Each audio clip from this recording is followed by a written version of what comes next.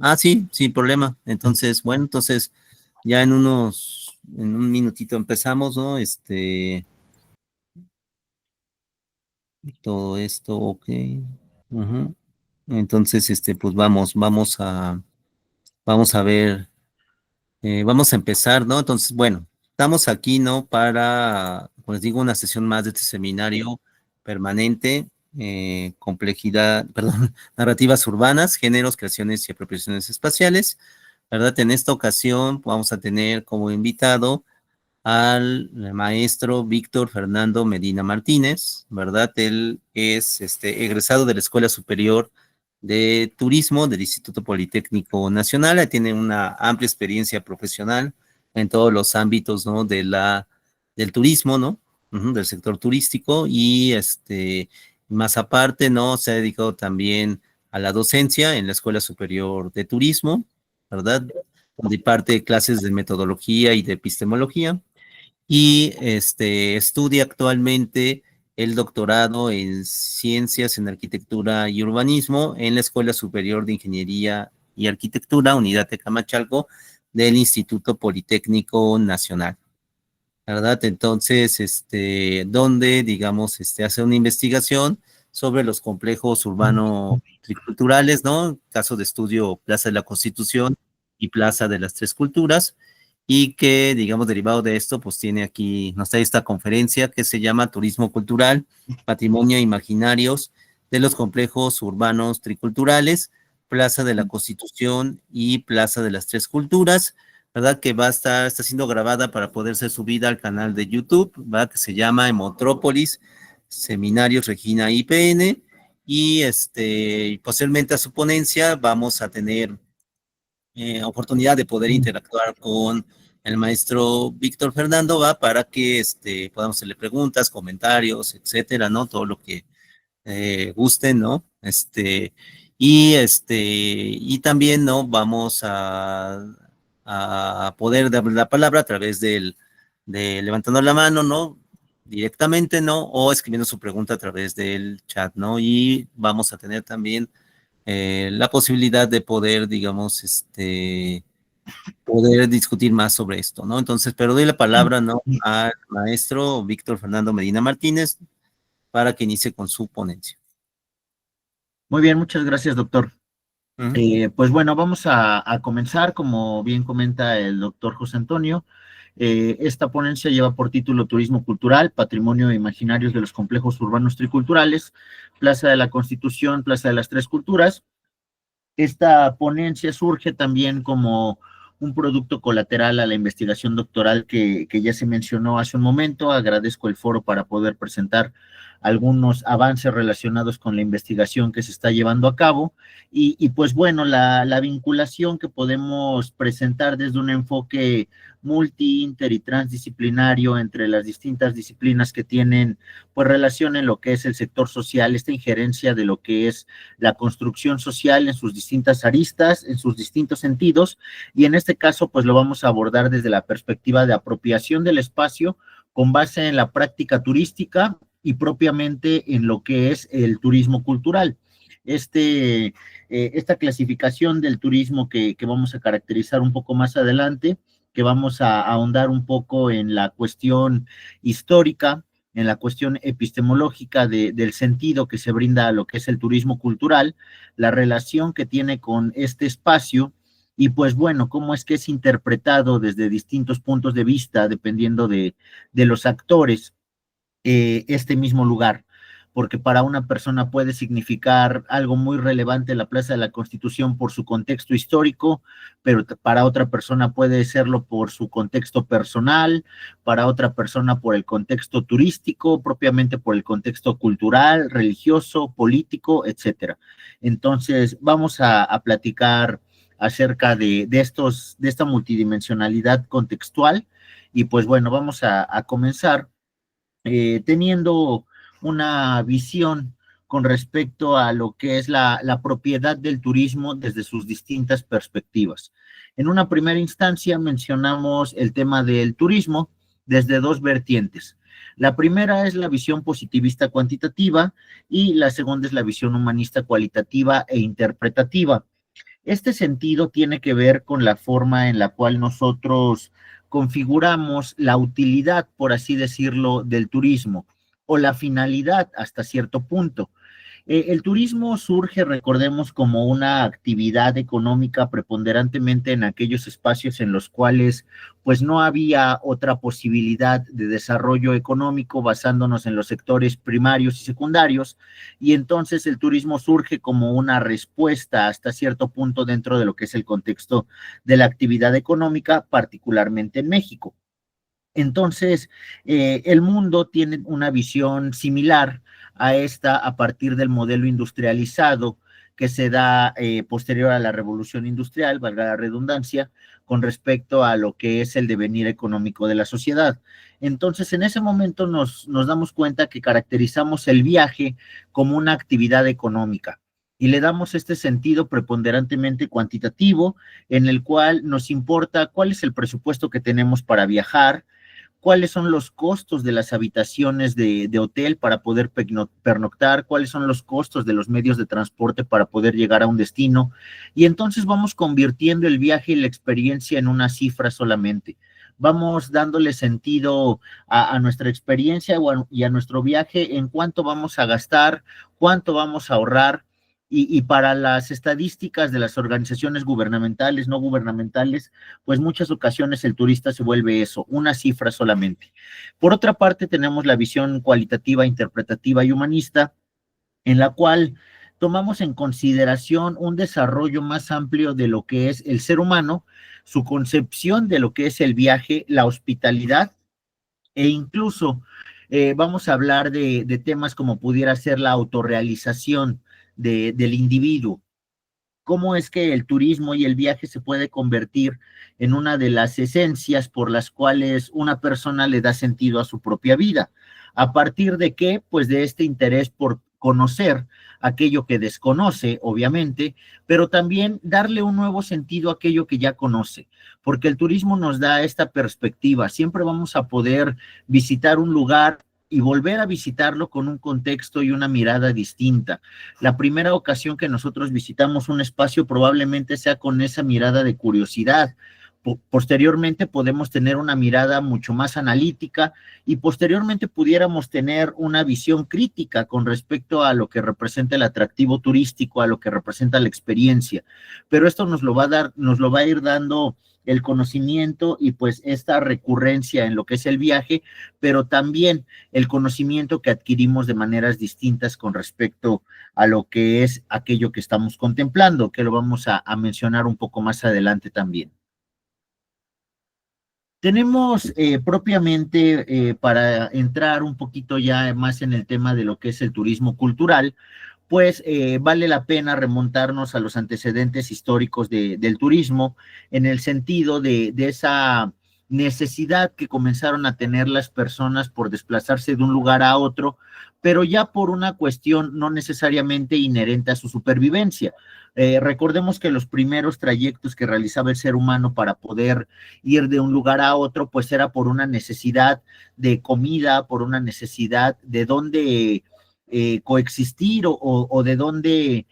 pernoctar, porque nos encontrábamos en un ambiente agresivo, en un ambiente hostil.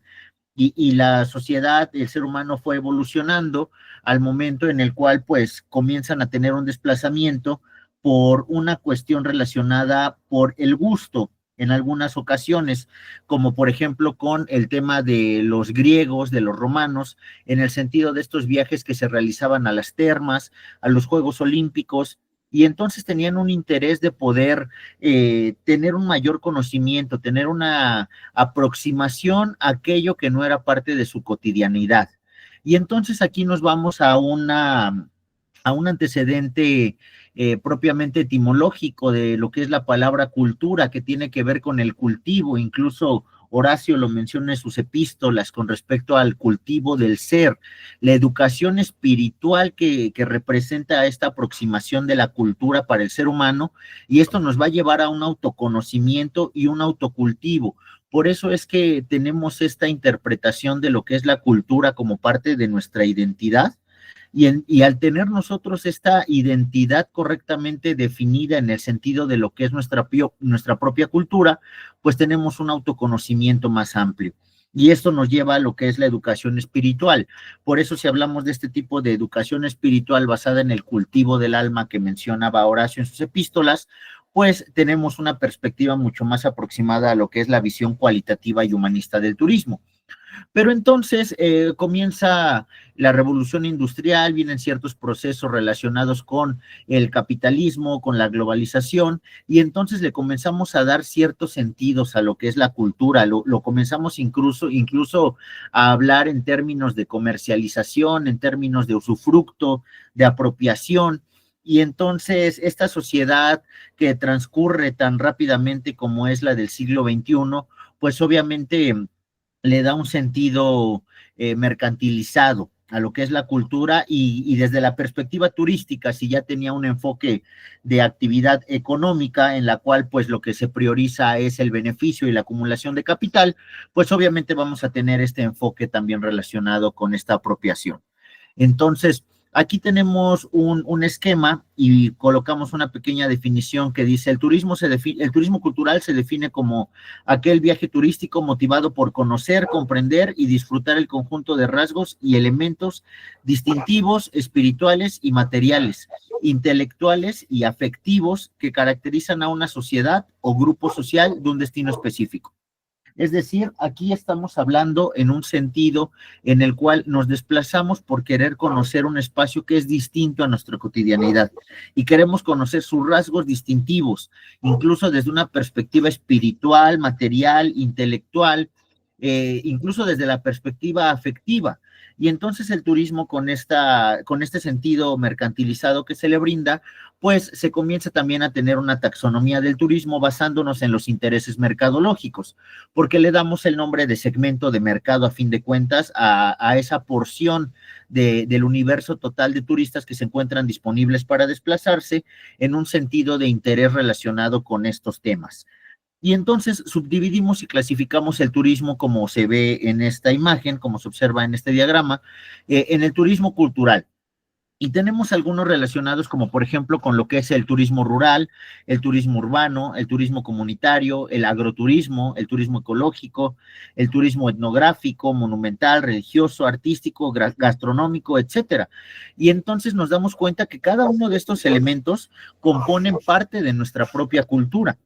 Y entonces, ¿cómo es que podemos visualizar todos estos elementos que componen la cultura como un todo? Que vamos a mencionar un poco más de ello en un momento con respecto al enfoque complejo. Y cómo es que esta práctica turística de lo que es el autoconocimiento, lo que nos va a llevar al autocultivo, pues contempla todo lo que se visualiza en este esquema. Una parte del ecoturismo, una parte del agroturismo, una parte de lo que es el turismo religioso, el turismo gastronómico, el arqueoturismo y obviamente la consolidación de rutas o corredores turísticos que también es un tema que vamos a mencionar en un momento. Dentro de lo que es esta perspectiva del turismo cultural, como lo mencionaba hace un momento, en este espacio hago una reflexión con respecto a la apropiación que se le puede dar incluso desde una perspectiva académica. Este par de diagramas son obtenidos de un paper de la Universidad de Anáhuac, de la Facultad de Turismo y Gastronomía, en el cual pues tratan de caracterizar el turismo cultural en México y hablan de su reporte de investigación turística. Pero aquí doy un espacio para lo que es propiamente la crítica a este sentido funcionalista, en el cual muchas veces desde la academia, y al ser una academia relacionada con una educación particular, pues implanta este modelo cuantitativo de una manera mucho más agresiva, porque incluso tenemos una preservación de lo que es el aprovechamiento turístico del patrimonio cultural. Están hablando ya desde una perspectiva de aprovechamiento como tal del recurso, del patrimonio. Y no podemos hablar de cultura si no hablamos de patrimonio, pero el patrimonio vamos a ver en un momento con qué concepciones lo podemos relacionar de manera más profunda, pero aquí en este espacio se realiza una reflexión en torno a cómo desde esta academia relacionada con la educación particular en México, pues se visualiza como un espacio de aprovechamiento. El patrimonio se cosifica, vamos a mencionarlo de esta manera. Desde la perspectiva del turista cultural, nos dice que puede ser ocasional o enfocado con un propósito y puede tener una temporalidad relacionada con la excursión o la incursión. Y dentro de esta excursión o incursión, pues tenemos el grado de aprovechamiento del patrimonio que se le va a dar. Entonces, aquí hablamos que ponen esta serie de 6 pasos de lo que sería propiamente la forma en la cual se puede desarrollar turismo cultural y aprovechar el patrimonio de manera transversal, en lo que mencionan una gestión cultural, que lo vamos a mencionar entrecomillado, derivado a esta perspectiva funcionalista que se le brinda. Eso sí, se toma en cuenta la perspectiva normativa, tanto en la dimensión cultural y del turismo, pero pues nos damos cuenta que tiene una finalidad mercadológica profunda, porque en una primera instancia sugiere identificar el inventario y la valoración del patrimonio que es susceptible al aprovechamiento, es decir, tengo que inventariar aquello que puedo aprovechar, que me puede ser de utilidad para poder generar ideas relacionadas con este aprovechamiento turístico y de recurso patrimonial, para posteriormente generar este plan de aprovechamiento, colocar una puesta en valor del patrimonio susceptible a ser aprovechado, es decir, voy a brindarle un valor de distintas dimensiones, desde monetario, cultural, idiosincrático, apreciativo, pero lo voy a poner en el mercado, por así decirlo, estoy pretendiendo comercializarlo para poder, mediante la promoción y difusión del atractivo turístico, pues generar el interés del turista y posteriormente analizar la operación turística. Entonces, aquí coloco en reflexión, pues, esta forma apreciativa del patrimonio, porque si desde la academia no se genera que las personas profesionales en turismo, si las personas profesionales en cultura no le dan el adecuado valor, la relevancia y el simbolismo de singularidad e identitario que posee para lo que es el pueblo mexicano, pues obviamente cómo podemos solicitar que haya una cuestión de respeto por parte de terceros, o cómo es que podemos evitar que haya una incursión por parte de capitales extranjeros para tratar de aprovechar estos recursos patrimoniales que hoy en día pues ya hemos visto que sucede, y que también es un tema relacionado con lo que es la construcción social, porque en muchas ocasiones hemos visto que se presentan temas de apropiación cultural, sobre todo por parte de terceros, y es cuando existe cierto descontento por parte de la sociedad. Lo vimos hace algunos meses con, por ejemplo, marcas como Levi's, como Prada, con algunos diseños apropiativos de lo que era la cultura nayarita y oaxaqueña, y entonces sí hubo una crítica profunda con respecto a este sentido apropiativo. Pero si desde la academia nosotros estamos fomentando esa intencionalidad, entonces estamos llegando a un punto de cinismo en el cual pues realmente tenemos que ser reflexivos y tenemos que ser introspectivos en el sentido de la forma en la cual estamos formando a los profesionales del mañana. Y entonces este aprovechamiento del patrimonio turístico pues nos lleva propiamente a lo que es el punto de quiebre entre las visiones del turismo que mencionábamos hace un momento. Sabemos que no podemos vivir en un aspecto utópico en el cual queramos preservar la cultura y queramos no tomar en consideración lo que es el modelo económico actual. No se trata de ser radicalmente en una posición o en otra, sino de llegar a un punto medial en el cual tratemos de desarrollar un turismo de una manera mucho más responsable, que contemple todos los aspectos que este conlleva, como se puede visualizar en este esquema, con respecto a lo que es la apropiación del espacio, la realización de las actividades, la adecuada gestión del tiempo y sobre todo el tema de la motivación. ¿Qué va a motivar al turista para desplazarse? En este caso estamos hablando de forma particular con lo que es la cultura, con lo que es el turismo cultural. Entonces, pues, tenemos un amplio margen para poder dilucidar respecto a esto. Ahora, vamos a la comprensión del fenómeno a partir de este enfoque complejo que habíamos mencionado hace hace un momento,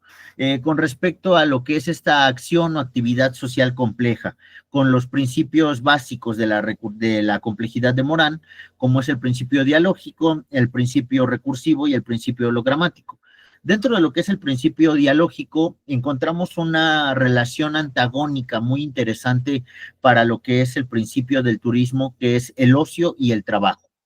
Cómo esta relación nos lleva a que el turismo surja de manera orgánica. Nosotros nos damos cuenta que el tiempo que no es de trabajo es un tiempo de ocio, pero entonces, ¿cómo vamos a aprovechar este tiempo de ocio? Y también vienen otros conceptos relacionados como pudiera ser el tiempo libre, como pudiera ser la recreación, pero también pudiéramos entrar en un debate. Si nosotros tomamos una actividad sistemática como una actividad de ocio y realizamos un horario programado para realizarla, colocamos metas relacionadas con esta actividad que estamos realizando, entonces continúa siendo un tiempo de ocio o se vuelve parte del tiempo de trabajo para el alcance de nuestras propias metas. Supongamos que estamos hablando en temas de turismo cultural y una de mis metas es poder conocer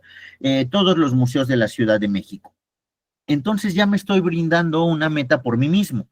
Entonces yo estoy dedicándole un tiempo específico para la realización de esta actividad, en la cual ya lo estoy viendo con una perspectiva y una óptica de obligatoriedad para poder cumplir mi meta.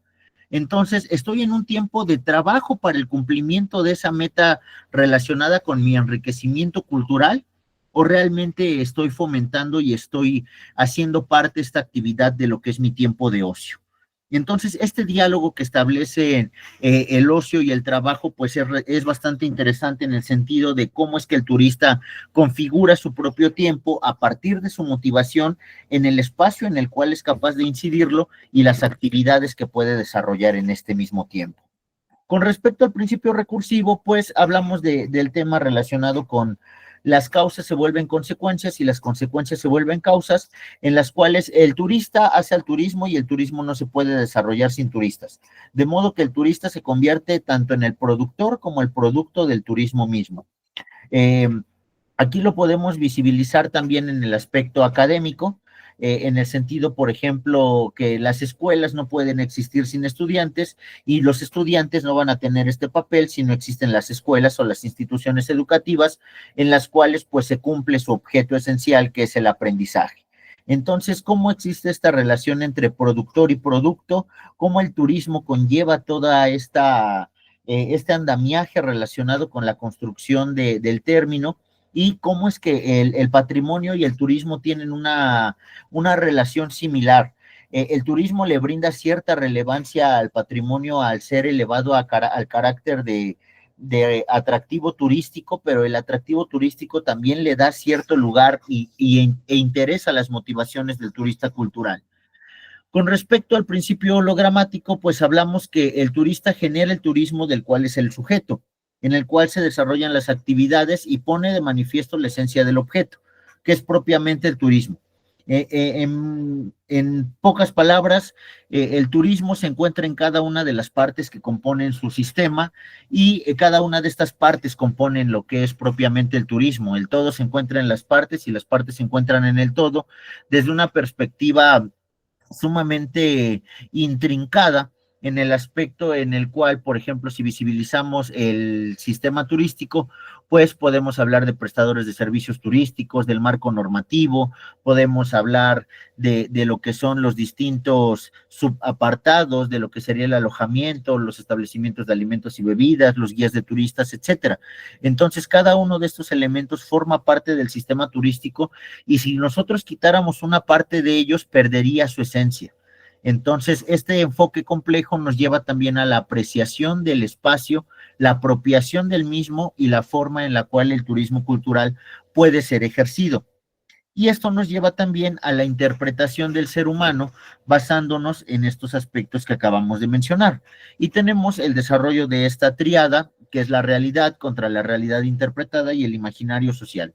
o imaginario turístico en este caso, que distintos autores mencionan de esta forma, en la cual pues el imaginario se vuelve la idealización del viaje en muchas ocasiones, cómo es que el turista, en el primer lugar en el que se coincide el turismo en muchas ocasiones, si no es que en el 100% de las ocasiones, pues es en la imaginación, en ese lugar mental en el cual nosotros proyectamos aquello que quisiéramos realizar, proyectamos aquello que quisiéramos lograr o el lugar donde quisiéramos estar. Y esto está influenciado obviamente por un tema mercadológico, porque a fin de cuentas tenemos una perspectiva comercial en la cual pues vemos un anuncio, vemos un folleto, vemos un video, en el cual pues nosotros nos damos cuenta que queremos estar ahí, que queremos realizar esa experiencia y nos imaginamos llegando a ese punto. Y también está el factor de lo que es la realidad interpretada, en el cual nosotros pues interpretamos esa realidad ya fuera del imaginario y somos un poco más realistas, valga la redundancia. Sabemos que nuestro contexto puede ser uno y nuestro imaginario puede ser otro, ¿no? Podemos a lo mejor pensar en la construcción del imaginario de querer visitar un país al otro lado del mundo, pero nos damos cuenta que mi realidad interpretada pues es que probablemente no tengo el salario suficiente para poder establecerlo como una meta a corto plazo, lo tengo que hacer a mediano o a largo plazo, y entonces caigo en lo que es la realidad propiamente, porque me doy cuenta que probablemente el que yo ahorre por 3, 4, 5 años no me va a permitir tampoco llegar a cumplir ese imaginario, y entonces ya tenemos una sensación de crudeza con respecto a lo que es la perspectiva del ser humano entre esta realidad, la realidad interpretada y el imaginario social. Pero entonces, ¿cómo el turismo también nos puede aproximar en esos aspectos? Porque probablemente no pueda viajar al otro lado del mundo, pero sí pueda visitar otro estado, pueda visitar un atractivo dentro de mi misma ciudad, dentro de mi mismo lugar de residencia, y pues tiene un sentido apreciativo e interpretativo muy amplio. Como mencionábamos hace un momento, no podemos hablar de turismo cultural sin antes mencionar o abordar lo que es el patrimonio, porque realmente el turismo cultural pues toma mucho en consideración lo que es la apreciación del patrimonio. Entonces, aquí tenemos una pequeña construcción de lo que el patrimonio representa, siendo el legado cultural que recibimos del pasado, que vivimos en el presente y que pretendemos transmitir a las generaciones futuras. Es una construcción sumamente simple, pero que nos dice mucho. Aquello que nosotros recibimos, que tratamos de preservar y que tratamos de compartir con las generaciones futuras. Y por ende, el patrimonio cultural pues no se limita solamente a los grandes monumentos, a las colecciones de objetos, sino que también comprende todo este conjunto de expresiones vivas heredadas de los antepasados, tales como las tradiciones orales, el arte, los espectáculos, los usos, las costumbres, los rituales, los actos festivos, el mismo conocimiento y las prácticas relativas a la naturaleza y el universo que los antepasados realizaban y que traducimos en saberes y técnicas vinculadas incluso con la artesanía tradicional. Entonces, en este esquema lo vemos desde una perspectiva muy concreta, muy obvia en el sentido de la clasificación del patrimonio. Nos damos cuenta que el ser humano tiende a querer clasificar todo, todo lo queremos clasificar, todo lo queremos ordenar para darle un mayor sentido de orden, incluso a la propia vida del ser. Entonces tenemos dos grandes tipos de patrimonio, lo que es el patrimonio natural y el patrimonio cultural. El patrimonio natural, pues obviamente hablamos de todo aquel que no tiene ninguna influencia del ejercicio del ser humano, como las reservas de la biosfera, los paisajes naturales, grandes monumentos naturales o parques nacionales, que es más o menos como lo categoriza la UNESCO. Y por su parte el patrimonio cultural, que a su vez lo podemos subdividir en material e inmaterial, el material en inmueble y mueble, con sus debidas acepciones relacionadas con el origen de estas palabras, ¿no? El inmueble, aquello que no podemos, digamos que trasladar, que no podemos llevar de un lugar a otro, y el mueble, aquel que podemos nosotros compartir desde una perspectiva mucho más fácil, mucho más móvil.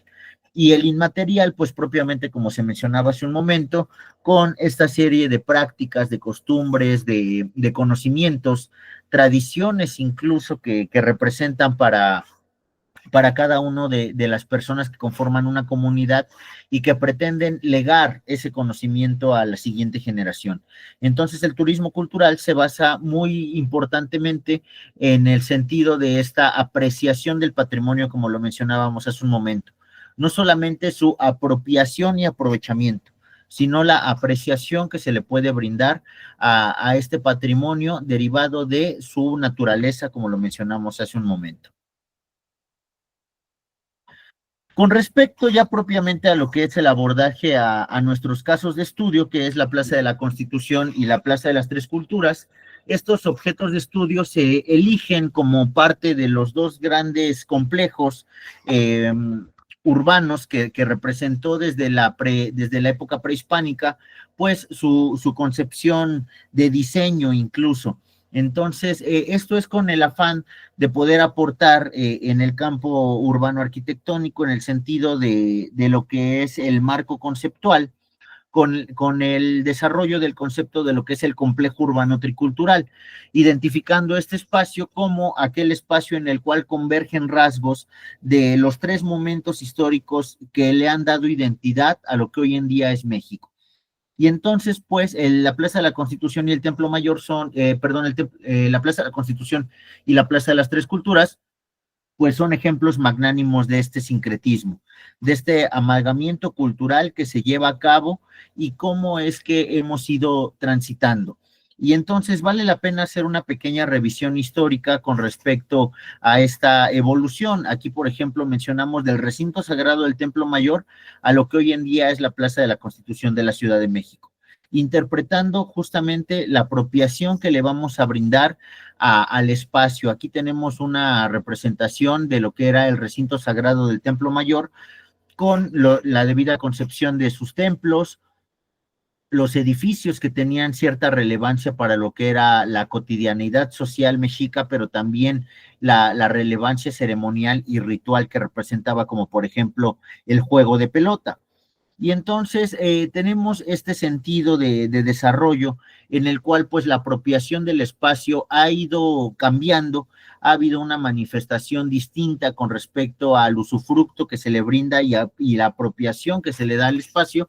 pero encontramos rasgos de similitud, encontramos algunas características antagónicas, pero siempre desde la perspectiva de la apreciación social. Entonces, en la época prehispánica, mencionábamos hace un momento los espacios claves que pudiera haber como el Templo Mayor, transitamos a lo que es la época colonial, como se le dio en este caso a lo que era la actual Plaza de la Constitución, pues ese sentido de comercio en su momento, transitando hacia lo que es la independencia, cómo se identificó como un bastión de lo que era el movimiento, de lo que fue la libertad, el México independiente, posteriormente el porfiriato, la Revolución Mexicana y hasta lo que es el México contemporáneo, cómo se le han brindado distintos aspectos apropiativos al espacio y que en todo momento ha existido una parte de lo que es el turismo cultural de manera directa e indirecta en la zona. Aquí tenemos algunas imágenes de cómo transcurrieron los años en la Plaza de la Constitución y vemos en una primera instancia pues el caballito que se encuentra ahorita afuera de lo que es el Museo Nacional el Museo Nacional de Arte en la calle de Tacuba y cómo en su momento pues se erigió ahí en la Plaza Mayor que le denominaban con un sentido muy eurocentrista para rendirle tributo al rey que en ese momento se encontraba como monarca de España e incluso tenía este cerco perimetral porque era un espacio pues reservado para el monumento y cómo posteriormente en la independencia pues hubo una traslación de lo que era la apropiación del espacio, estos rasgos culturales, porque a fin de cuentas este caballito representaba la cultura hispana, representaba la majestuosidad del rey, y entonces hablamos posteriormente de la época independentista, que aquí se pretendía que se construyera como tal esta columna de la independencia posterior al movimiento en 1821,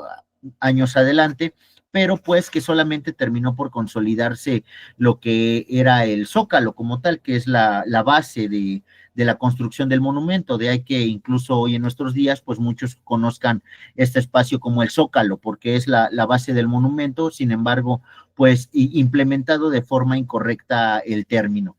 pero aquí podemos observar esta proyección que incluso pues podemos observar que se veía todavía muy influenciado por la cuestión europea, las fuentes a los costados, como se puede visualizar en algunas plazas de España, de Francia, de Italia.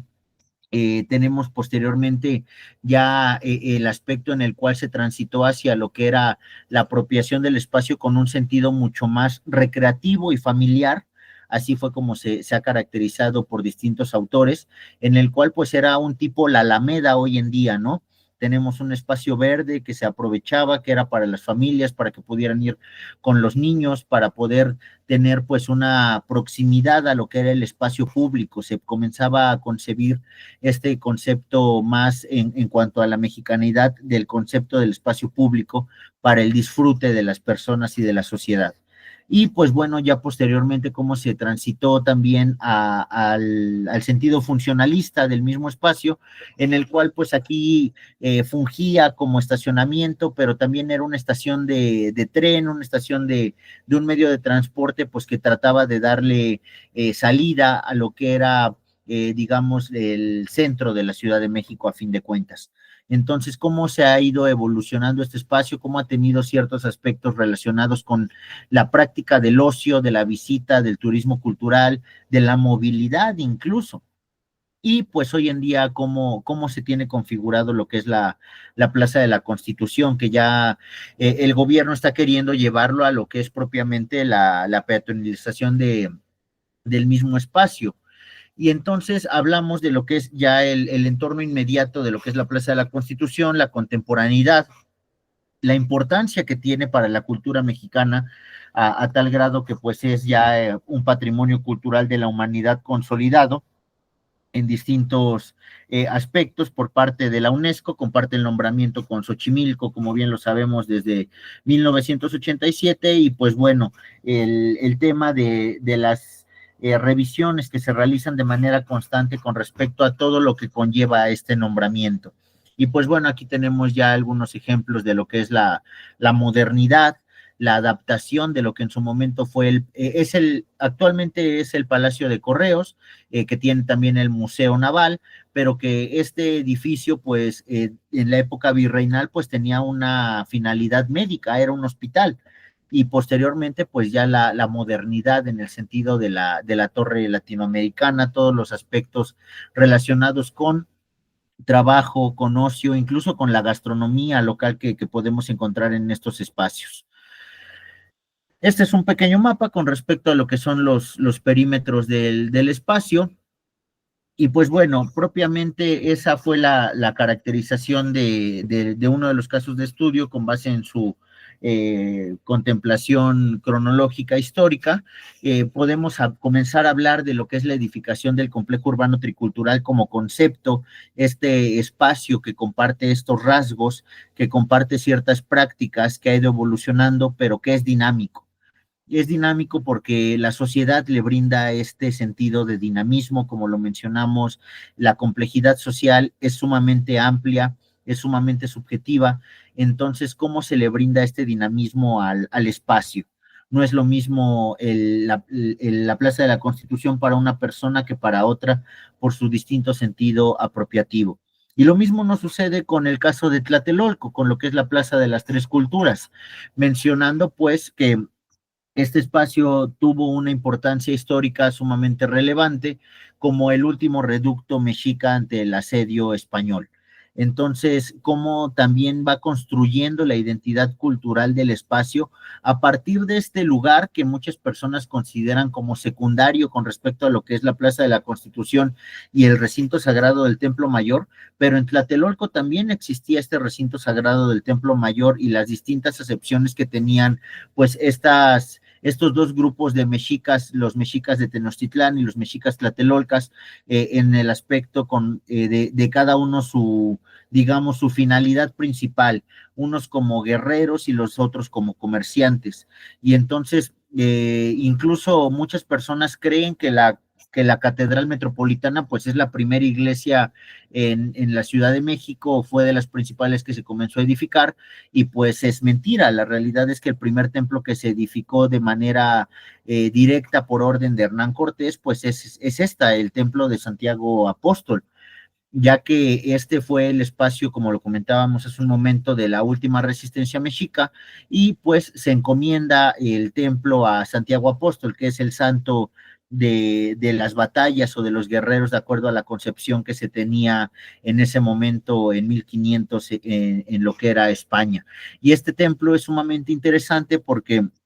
tiene muchas acepciones de lo que es la cultura prehispánica, porque como se utilizaron a los primeros prisioneros de lo que fue el movimiento bélico, pues todavía trataban de darle una interpretación a sus deidades, a sus creencias, de manera oculta o de manera subjetiva,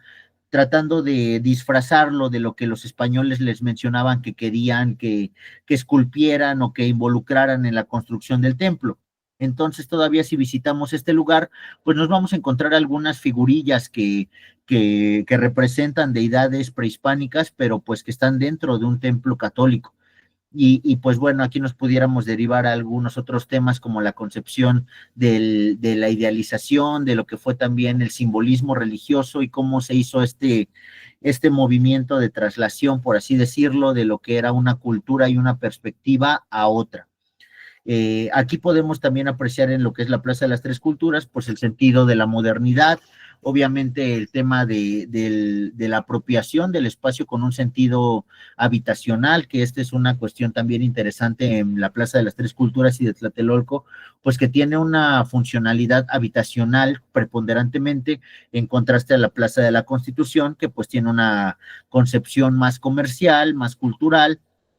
Aquí le damos un sentido mucho más habitacional por la perspectiva que se tenía de la construcción de una pequeña ciudad en Tlatelolco que tuviera todo lo necesario para poder subsistir por parte de las personas que adquirieran una vivienda en este espacio, basándonos en algunos otros modelos relacionados con la concentración de todos los aspectos necesarios para la vida.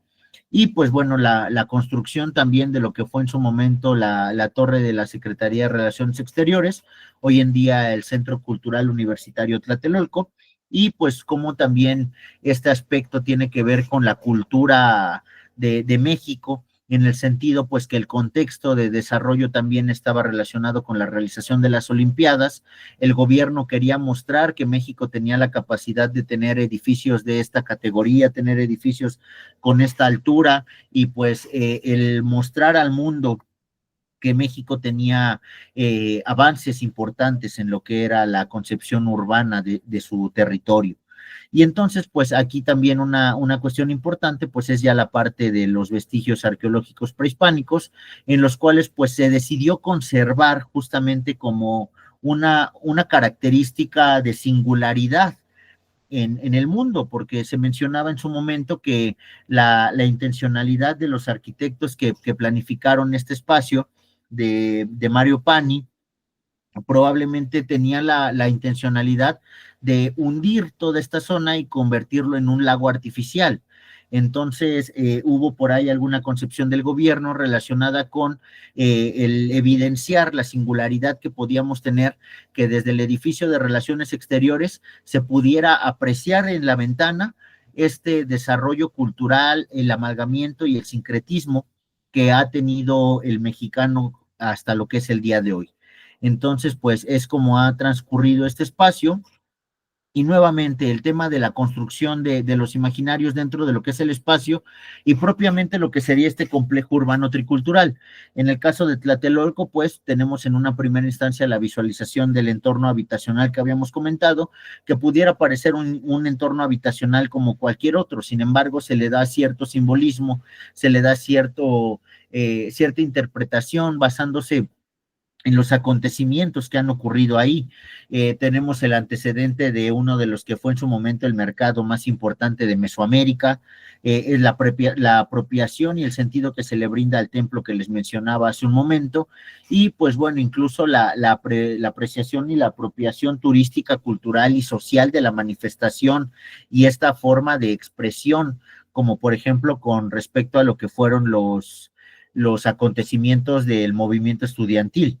Entonces, aquí vemos cómo se apropia del espacio, se interpreta y se le da cierto simbolismo al hecho de que los jóvenes se acuesten en el piso de la plancha de la plaza, simbolizando y significando las muertes que hubo en ese espacio y que hoy en día pues es interpretado como un espacio incluso relacionado con turismo negro en cierto momento, porque se dice que ahí en Tlatelolco pues ha habido dos grandes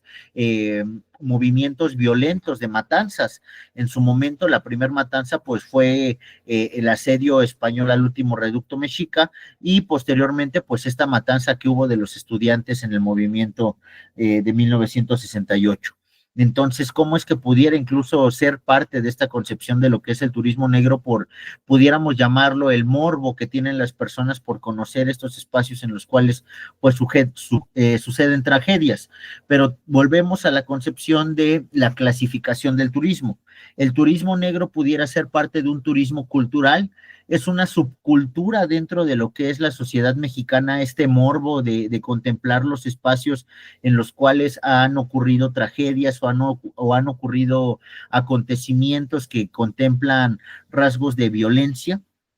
Entonces es una reflexión que nos permite pues desarrollar distintos aspectos. Aquí dentro de los resultados pues presento esta otra imagen en el sentido nuevamente de la apreciación y la apropiación del espacio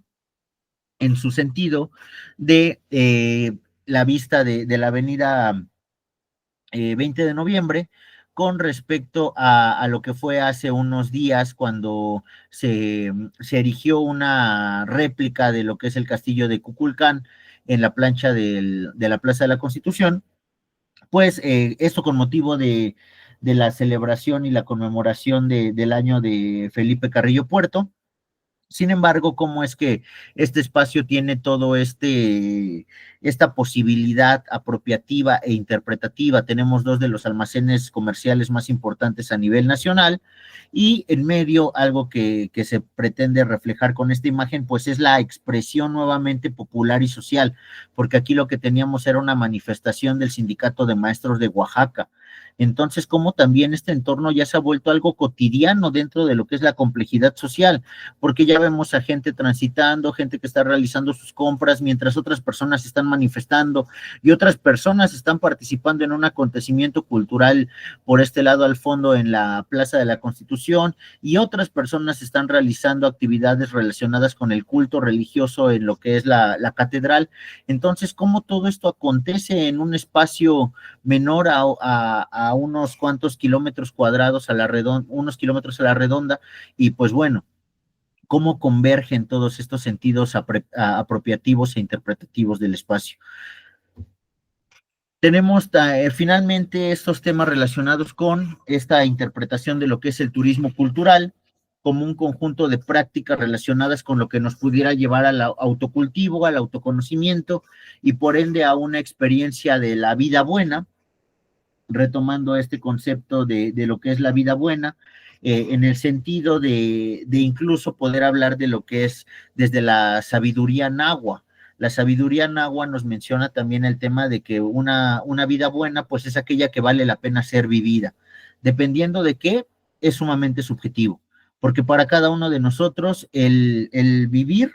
va a tener un motivo y un significado distinto. Para unos va a valer la pena vivir por alguna cuestión relacionada con su familia, con sus relaciones interpersonales, pero probablemente para alguien más va a valer la pena vivir por el tema del capitalismo, del consumismo, etcétera. Entonces, la vida buena, de acuerdo a la sabiduría náhuatl, pues es aquella que vale la pena ser vivida y por lo tanto tiene un amplio grado de subjetividad. Pero por lo tanto también cada vida buena va a ser distinta para cada uno de nosotros. Y esto nos lleva también al sentido de la apreciación de los bienes patrimoniales que habíamos hablado hace un momento,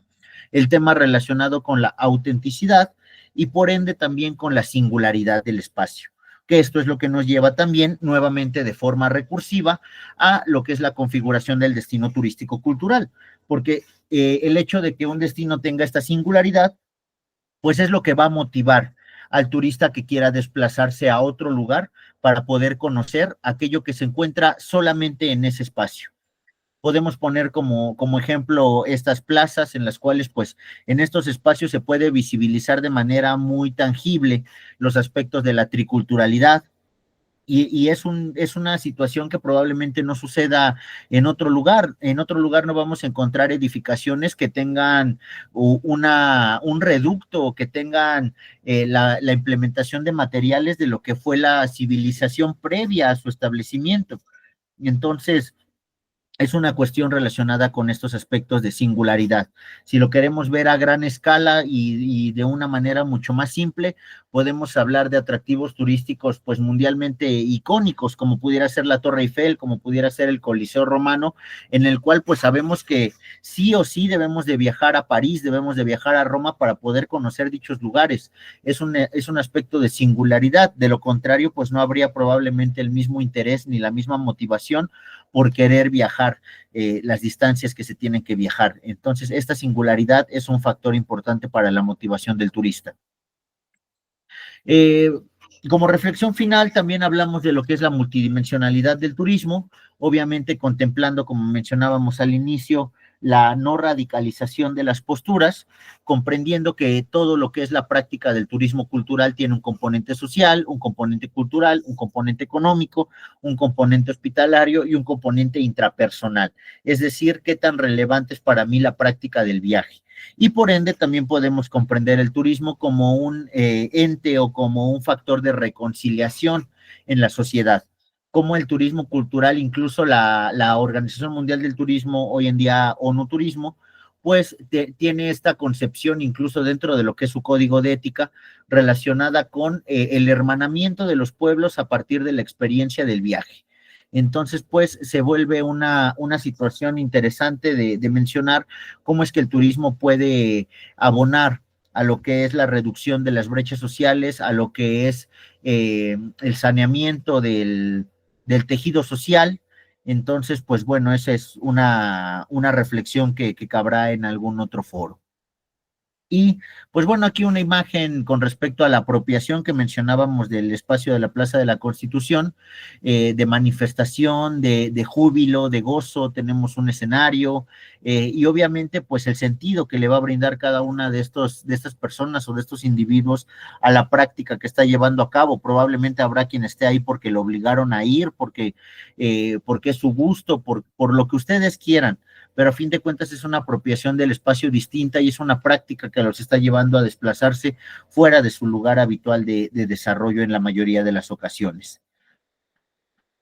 Concluyendo, pues, hablamos del turismo como un fenómeno social industrializado de carácter científico que es capaz de evolucionar y coadyuvar a la evolución de otras disciplinas con miras a lograr desenmarañar de mejor manera las problemáticas de la sociedad del siglo XXI. Es necesario que busquemos un punto de equilibrio para el ejercicio de un turismo responsable, en donde contemplemos las necesidades contemporáneas y el agotamiento de los modelos que ya no son suficientes para poder comprender esta dinámica del siglo XXI,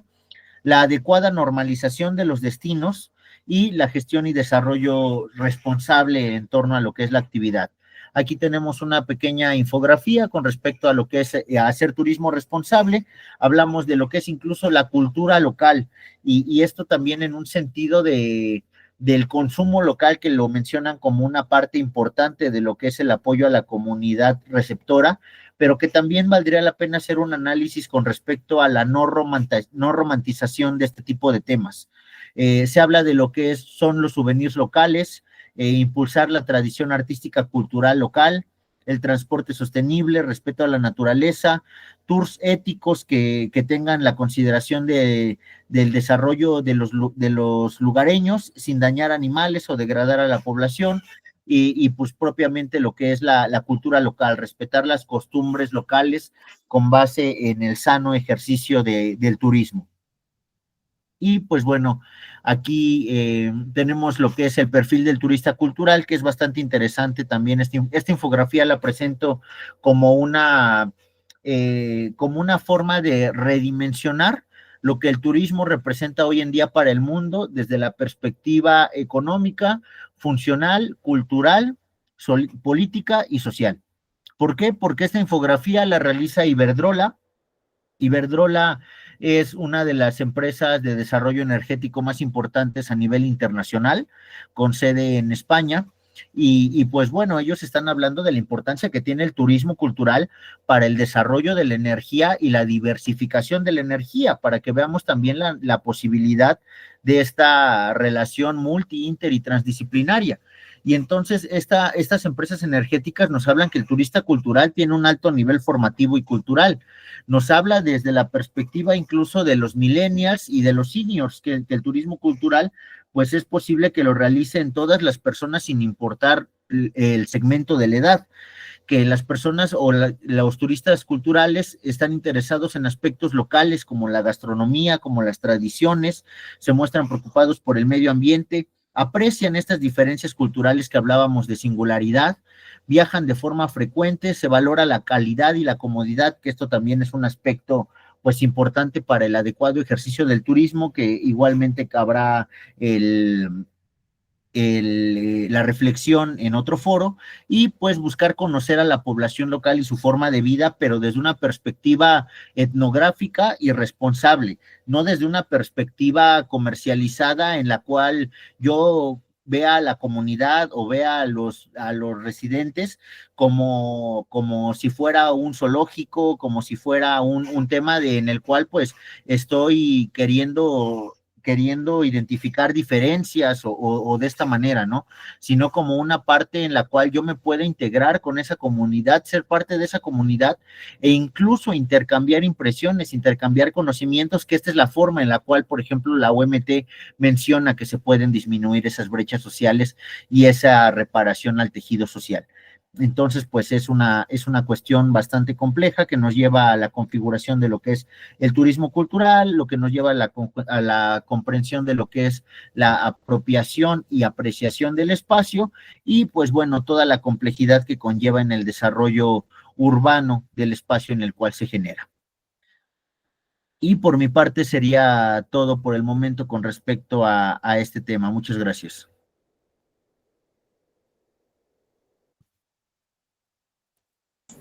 Bueno, pues muchas gracias por la ponencia, ¿no? Agradecemos mucho al maestro Víctor Fernando Medina Martínez, ¿no? Por toda esta amplia disertación, ¿no? Sobre lo que es el turismo cultural, con relación, ¿no? Al patrimonio, los imaginarios, los complejos urbanos triculturales, y tomando estos dos casos, pues, muy conocidos de la Ciudad de México, que es el Plaza de la Constitución y Plaza de las Tres Culturas. Es algo, digamos, pues muy interesante y que pues nos da mucho a qué reflexionar, ¿no? Sobre todo tratar de ver el turismo de una manera mucho más diversa, mucho más integral, ¿verdad? A final de cuentas, el fenómeno turístico pues es una experiencia, ¿verdad? Es una experiencia de vida, ¿verdad? Y